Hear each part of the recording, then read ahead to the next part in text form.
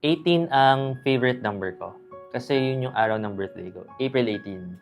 At I'm a silent 18 since the beginning.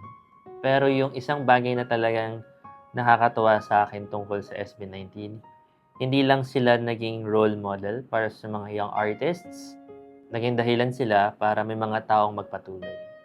May mga nakilala ko mga fan ng SB19 recently and sinabi niya sa akin, no, SB19 saved me from depression. Sila ang ginamit ni Lord para makapag-cope up ako, para magkaroon ako ng pag-asa, para maramdamang buhay pa ako.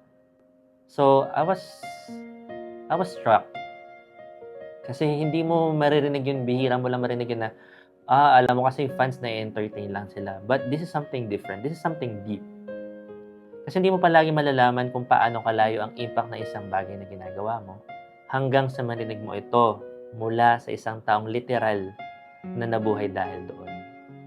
SB19, keep inspiring. Dahil hindi nyo alam kung gaano karaming buhay na ang nag-go on dahil sa inyo.